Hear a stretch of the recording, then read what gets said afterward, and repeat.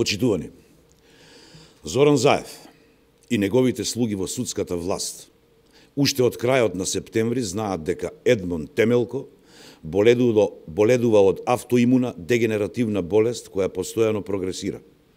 Зоран Заев и неговите слуги во судската власт знаат дека здравствената состојба на Едмон Темелко е сериозно загрозена и уште кон крајот на септември ја имаат добиено медицинската диагноза за здравствената состојба на Едмон Темелко. Зоран Заев и неговите слуги во судската власт знаат дека секој ден животот на Едмон Темелко е доведен во прашање. Знаат, но не дозволуваат Едмон Темелко да добие соодветна медицинска нега.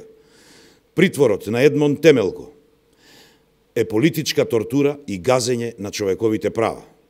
Борецот за човекови права на македонците во Албанија и градоначалник на Пустец сам не може да стане од кревет.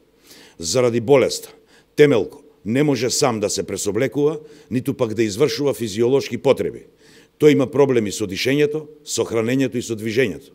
Едмон Темелко има проблеми со вртоглавици, со внатрешните органи и секојдневно се бори со неподносливи болки во мускулите и во зглобовите.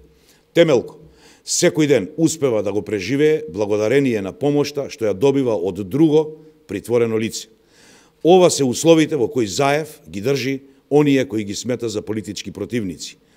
Ова е третманот што го добиваат оние кои не се согласуваат со политиките на режимот на Зоран Заев. Тоа е неговиот единствен греф.